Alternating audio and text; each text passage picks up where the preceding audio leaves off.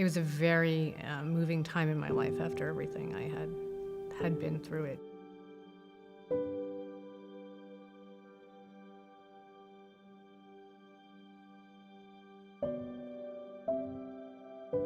When I look at my past, there's conflicting things happening because I always believed there was a God and that I had to figure out what my purpose for being on earth was. But at the same time, I felt like I must have done something really horrible that I was kept being punished through my life, and I thought God was doing that. So there was a huge confusion happening in me. I dated a guy for 3 years that loved me with every fiber of his being, but he held me on a pedestal for what he wanted me to be. He wanted to be a doctor. And in that, I felt that I needed to keep him happy, which included having a sexual relationship with him. I ended up getting pregnant at 18. He wanted me to go to a halfway house and have the baby while he went on to med school. I was enough of a self-righteous person to say, that's not happening. I'm going to go to college too, and had an abortion. I was afraid it would disgrace my father. My mother helped pay for it. Having an abortion leaves a hole in your life that never gets filled. I couldn't imagine how I was going to keep going at that point, although I did. Went to college, tried to forget about it. You don't. Graduated from college and met Ed during college, my husband. When Ed and I were dating and contemplating getting married, I told him about the abortion, and he just said, we'll figure it out.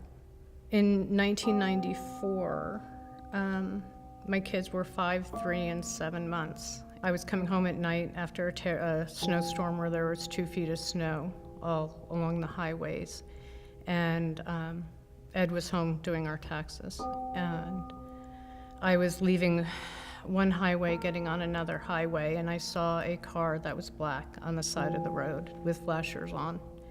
And I knew that car was there, and I knew it was at the point where I was going to merge onto the other highway. As I was coming, there was a truck coming over the overpass of the other highway, and I thought it was going to hit us, and I thought, oh my gosh, we're going to die. And I moved over in my lane because the car was right up in the shoulder onto the lane, and I did not see a woman, and I hit her and she died. I pulled over and there was a gentleman there that had helped this woman change her flat tire. And he realized I didn't know that I had hit a woman. And we tried to flag down cars, which took a little bit. The police came, ambulances came, and that was probably the worst day of my life.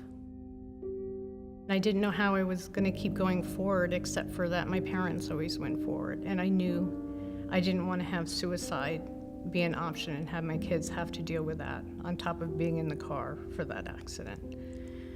I figured I was never going to be happy in my life again. I would never feel joy. I would never laugh.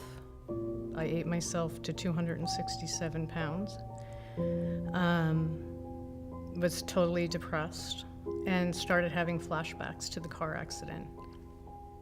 I was sent to a psychiatrist, and I was diagnosed as being bipolar 2, which is a milder form of bipolar where you tend to stay level and you fall into depressions. I was not going to let it define who I was. It was just something I have to deal with in my life. There's always a part of me that felt like to be blunt, you've killed 2 people. How could you feel joy? How are you allowed to feel joy? It wasn't till I got baptized 2 years ago that I really felt forgiveness by God. God blessed me again from 2010 to now. I have not fallen into that deep of depression, which is only God. It can only be God, I realize now. I started my journey to accepting Christ as my Savior, and now there's a peace for me when my anxiety gets a little over the top. It's so fun to say I feel a joy I've never felt in my life. I just feel like my life is so much richer with the people I've met at our previous church and here, and my good friend Beth. And